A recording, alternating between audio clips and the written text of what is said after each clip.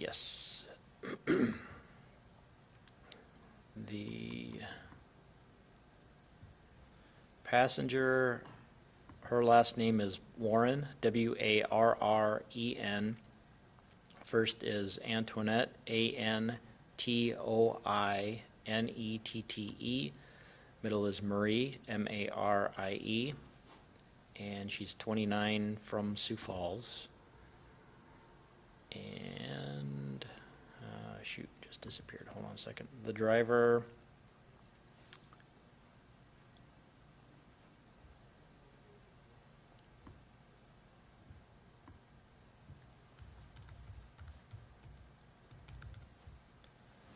give me 1 second.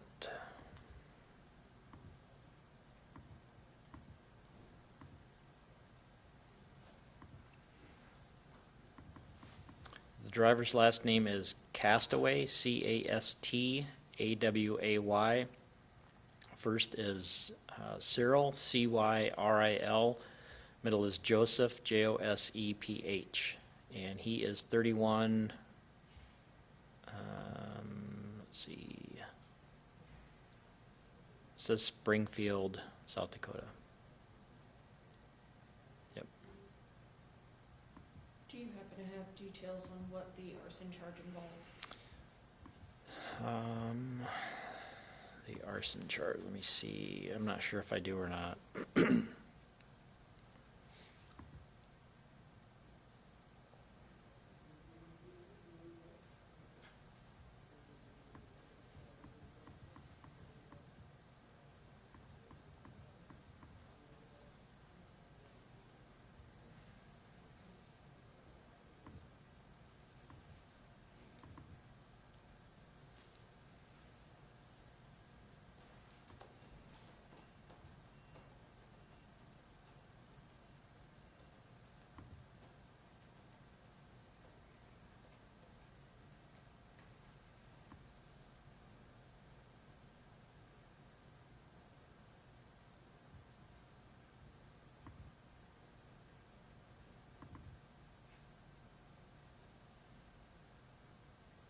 I think I may have found it. Give me a second.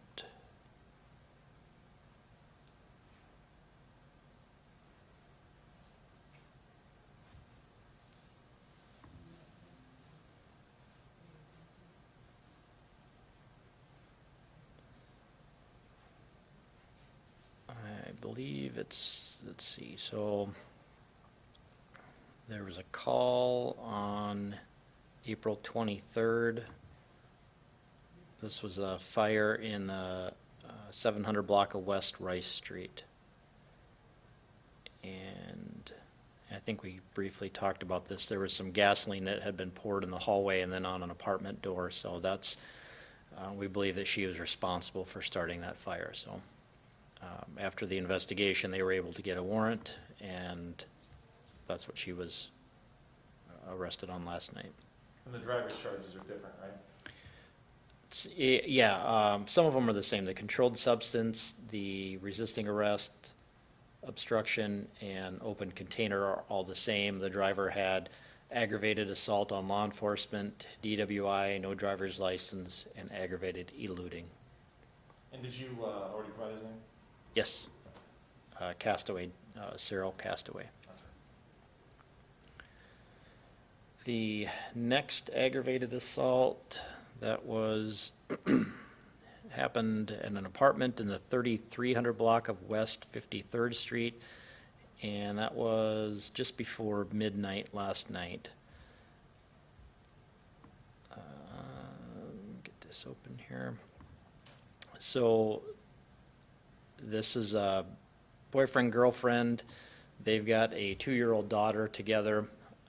Last night they ended up having an argument.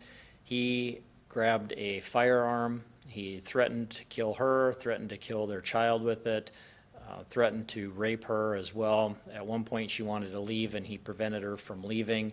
She made a comment that she was going to call police, and he took her phone away. Eventually she and her daughter were able to get out of the apartment. They were hiding when the officers found them. They didn't have any injuries. Neither of them had any injury. I think she may have been hit or punched, but nothing that required any medical attention. He was gone, and then eventually they were able to find him at a different location, and he was arrested for quite a few charges. We've got 2 counts of aggravated assault domestic, 1 for the girlfriend, 1 for the daughter. We've got abuse or cruelty to a minor, simple assault domestic, committing a felony with a firearm, false imprisonment, interference with emergency communication, attempted rape with the use of a firearm, making a terroristic threat, and then once they had checked the apartment, they found some marijuana wax, which is like concentrated THC. So he was arrested for the possession of controlled substance, and then marijuana and paraphernalia. Where does the terroristic threat fit in? I think that was, had to tie in with the threats. Okay. See here, because terroristic threat is anybody who commits a crime of violence, and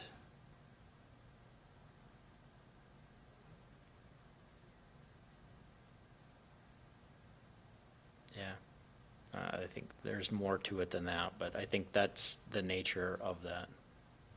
How old was the victim and the daughter? The daughter's 2. The victim, the girlfriend, is 30. And his last name is Jensen, Jensen. First is Charles, Charles. Middle is Randall, Randell. And he's 29 from Sioux Falls. You said they were hiding when officers arrived? They were outside, yeah, they were able to get away from the apartment, they were outside the building, and then they were basically hiding from him. They didn't know if he still had the weapon. Actually, I think he ended up leaving with the gun, so they obviously left to get away from him. And where did they find He was found, which report was that?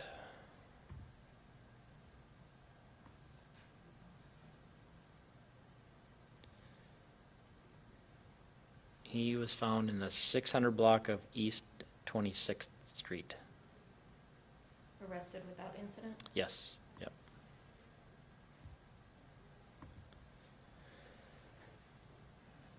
The one assault was a simple assault. The only thing out of the disorderlies, we had a guy that was urinating in a yard. He was arrested for indecent exposure. Couple of trespassings, another guy was sleeping in a garage. The family offenses were all reports. The frauds, we had credit card and ID thefts.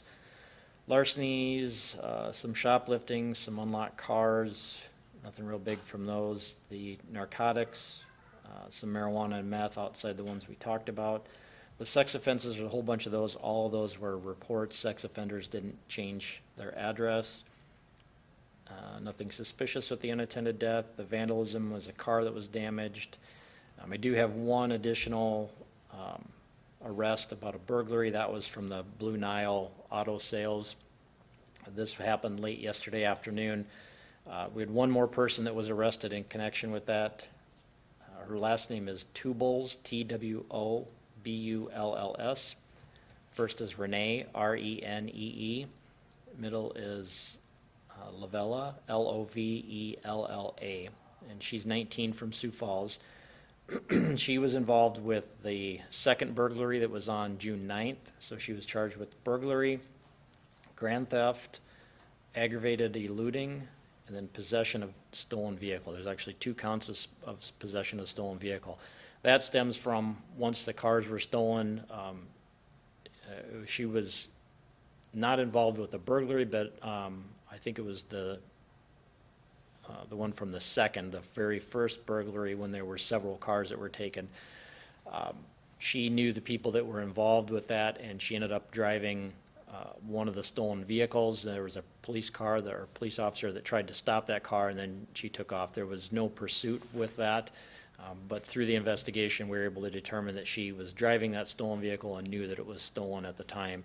The one from the 9th, once they had the keys from inside the business, she drove a vehicle away from there. So that's why we have the 2 counts of possession of a stolen vehicle. And those cars are still a part of the 10, right? Correct, It's not yes. No, those are part of the 10 that were stolen. additional. Any luck finding that 10? What's that? Any luck finding the 10th car? I haven't heard if we've located that last car or not. And then Angela Armstrong, missing. We still haven't had any luck finding her. We still want people to check their neighborhoods. If they happen to see her car, call police. That's all I have, unless you guys have anything else. What about, was there another person arrested on riot charges? Yeah, that was obviously in connection with the riot. Yeah, it was, I think he broke a car window on that one too. So there's an arrest affidavit that has the details on that. No, sent out on a press release earlier? No, this one, I think, I think we're probably done sending out the press releases on this. There was a big push, but there was a lot of attention, obviously, about the riot. There were statements both by the mayor and by the police department that they were going to hold people accountable. One of the reasons that we were doing that was to let people know, the public know, that we were finding people that were responsible for those crimes and holding them accountable for their actions. So there's a lot more investigation that needs to be done. I think we've basically made the point that we're finding the people that are responsible. So at this point, I don't think going forward there's really any need to have more press releases on that. But the investigation isn't over. We're still continuing it. Any, I'll ask you about the Saturday gathering.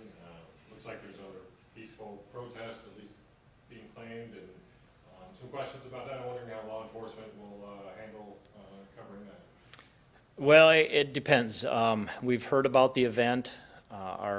The sergeant that's in charge of those special events has reached out to them, left voicemails, left text messages. So far, at least this morning I checked with him, we haven't heard anything back. So the people that have organized this event have not been in contact with police. Obviously, the goal is to make sure that it's done safely. And so we don't have any details. We've heard that there's one planned, but we don't have any details about what that is all going to entail or how many people they anticipate showing up. So it's one of the things, they'll keep reaching out, keep trying to get hold of somebody, and hopefully they'll be able to figure out a way to do that safely. You'll handle it kind of like the Van Epps with police? Yeah, I mean, anytime we have an event, if we have people that want to assemble, I mean, obviously that's their constitutional right, and we just want to make sure that it's done safely. So we've seen this with people that want to walk. We've seen it with people just want to gather in a certain location. We always, if we don't have people reach out to us and we hear about those planned events, we're reaching out to the organizers to try to make sure that there's some type of plan in place. To find out if we need to have officers there, if they're planning on walking anywhere or going anywhere, just kind of reminding them that they need to make sure that they're in a position where they are safe, so they're not going to be put in harm's way. It's just I was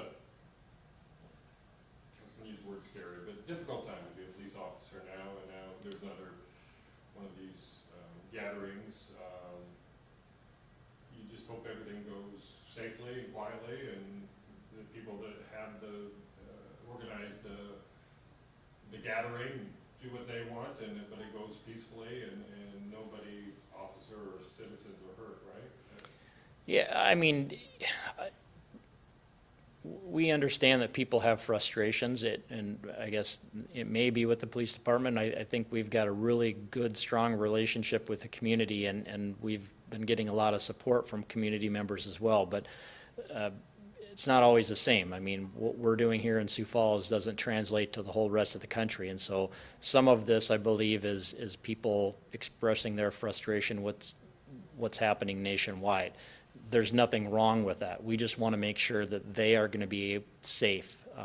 We want to make sure that they're following the rules, that they're not going to be put in a position where they may be harmed, like if they're walking into traffic or something like that, to make sure that they're staying in public areas and they're not on private property where they could get into trouble. So that's the whole goal, and by and large, we've got all kinds of different protests and gatherings and assemblies that have happened over the years. And once we sit down and explain what we're looking for from our end, which is obviously safety, that's the big component. Sometimes the organizers change their plans. There's things that maybe they hadn't thought of, and so they change it or tweak their plans just to make sure that it's a successful event. And ultimately, that's the goal, is we want these people to be able to assemble and protest or bring attention or awareness, whatever the case is, but we just want to make sure that it's safe for everybody involved. Do you read anything into them not responding to your text and calls? No, it happens from time to time. I mean, we've had other groups where there's been some challenges trying to get hold of them. Sometimes we don't know who the organizers are, and so that makes it a little bit difficult. If they're organizing an event, I'm sure that they're busy with other things too, so it can be challenging getting hold of people, but it's not a one time where, well, we tried and we're done. I mean, that's not the case. So we'll try multiple times over multiple days. The end result is we want to make sure that these people are being able to hold their event and do so safely. Do they legally need to contact you? There is an ordinance in Sioux Falls to have a permit when you're having gatherings like that. So yeah, and I don't think there's any cost involved with that. It's really a matter of just, again, making sure everybody's safe, and that's the main thing, is to make sure that the people that are gathering are safe, make sure the public is safe, make sure there's no laws that are going to be broken, and by and large, we haven't had any issues with most of these assemblies. And if they don't secure the permit, what happens? That's a good question. That's a question I don't have an answer for. I'd have to check with the event sergeant to find out. I think, I mean, we've had basically last-minute permits that have been issued. So I think almost always we're able to get a permit issued and get things covered.